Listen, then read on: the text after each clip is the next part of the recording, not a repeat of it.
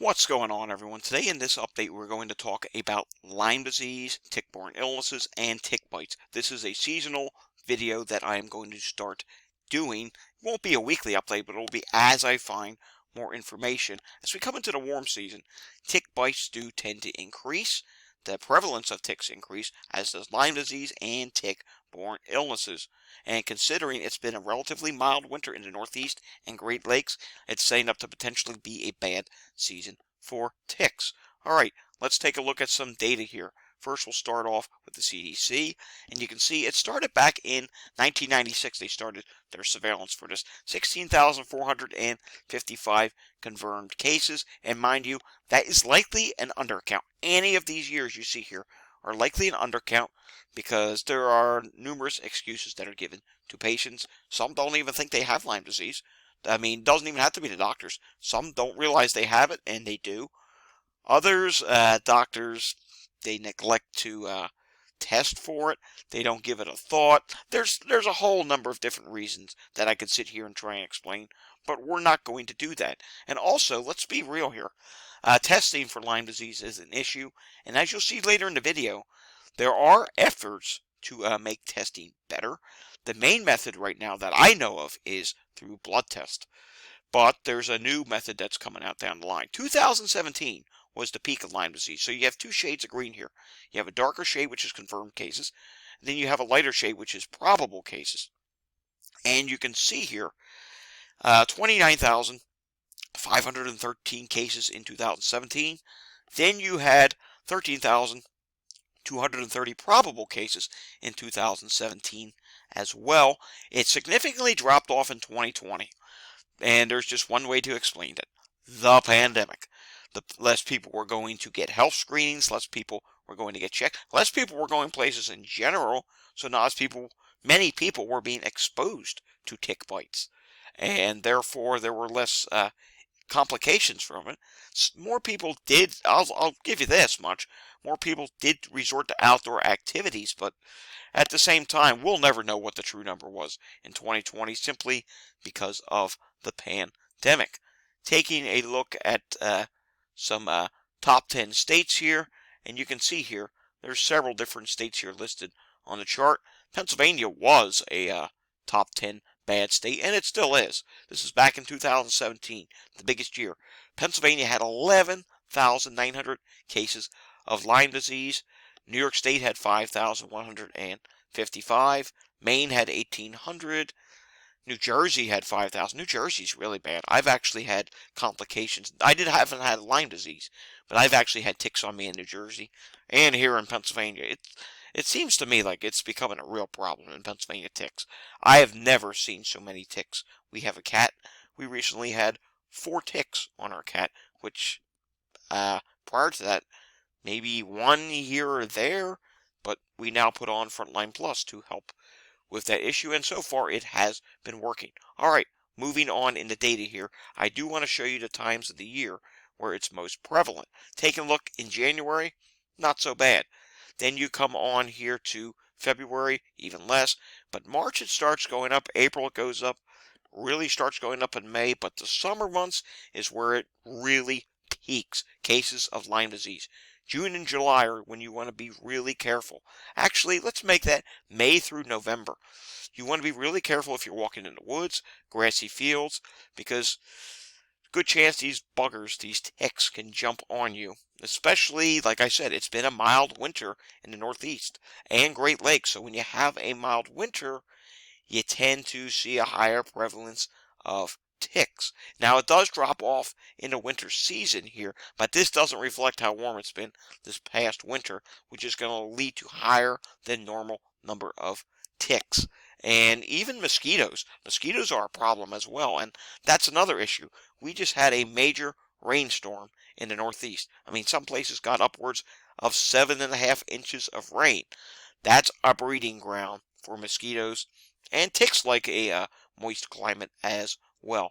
Moving on to this map. This goes from 2001 to 2020. You can see where cases of Lyme disease have been reported across the country, primarily in the upper Midwest, Great Lakes region, and Northeast, particularly the Northeast. But you'll see these little green dots in other states. It's happening in almost every state of the lower 48. So while it may be, yes, greatest in the Northeast and Great Lakes, don't think you can't get it in Texas, Florida, Washington, California, or any one of these other states. It does tend to happen. Look at this. Even Colorado. May not be many cases, but it only takes one tick or any other type of insect to be carrying it for you to potentially get it. And look at this here. Here's 2020, and you can see by 2020, it's even down into the Carolinas. It's actually starting to spread more in Virginia and the Carolinas now than it ever did before. All right, testing. Check this out. A lab has awarded $1.2 million to create a rapid and accurate Lyme disease testing. Yes, much similar to the at-home COVID test. While I don't know how this is actually going to work, how you would administer the test to yourself, but the point is, you'll be able to do it at home, and you'll be able to find out if you are positive or not. I will send out this link on Twitter, and I'm going to post it to a new section of my site which I started just for Lyme disease. We started a board now where I'll be adding posts for Lyme disease. I think it was time to do that because this is an important topic. I mean, this is something that's getting worse. Let's continue on here. IDPH educating Illinoisans, this is for Illinois, during Lyme disease awareness month. So they're educating people in Illinois. This is something I'm also going to tweet out about the, potential dangers of Lyme disease. Learn about tick removal and symptoms awareness on their website. Walk in the center of trails. Avoid wooded, brushy areas with high grass and leaf litter. Wear light-colored clothing. Make ticks easier to find. Tuck long pants into socks and boots. Yes, you don't want to be exposed. You want to cover up your skin as much as possible. Treat clothing and gear with products containing 0.5% permethrin and can be used to treat boots, clothing, camping gear, and remain protective through several washings. And that's true. There is actually products out there you can buy to put in your laundry detergent when you're doing your laundry to prevent ticks from getting on you. And you want to make sure that you conduct full body tick checks on family members and all portions of the body. Another really good advice is put your clothes in the dryer on high for 10 minutes or 1 hour for damp clothes to kill ticks, and shower within 2 hours after coming indoors. All right, moving on here. Doctors are warning of a increase in ticks, Lyme disease after mild winter. This is what I've been saying.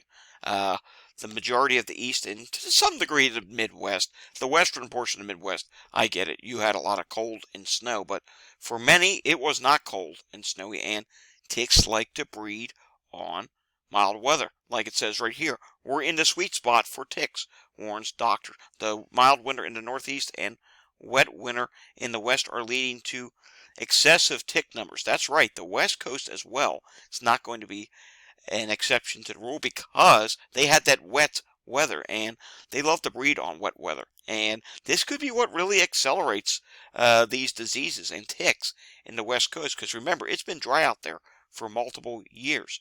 Moving on to this. Lyme disease and other tick-borne diseases in Pennsylvania issues health advisory. Yes, Pennsylvania, we have become a hot spot here in our state. I am seeing more issues with people getting Lyme disease than I have ever seen before. There's this one out of Clearfield County. I actually know someone who got bit by a tick up there. They were bedridden. This happened a few years ago. They were bedridden for 8 months. They were unable to function. Very much so similar to what would happen with long COVID. So this is something that you want to pay extra attention to. And Maine. It's a problem up in Maine. Ticks reemerging in Maine after slow start to the season. Yeah, ticks, they're starting to gain ground up in Maine as well. Here you go with this. Cases of yet another tick-borne disease are rising in the Northeast. Lyme disease is not the only disease that's going on with tick.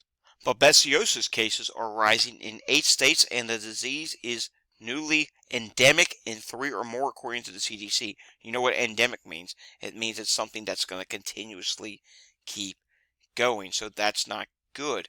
And basically what babesiosis is, it's a disease that can attack the red blood cells, and that's not good.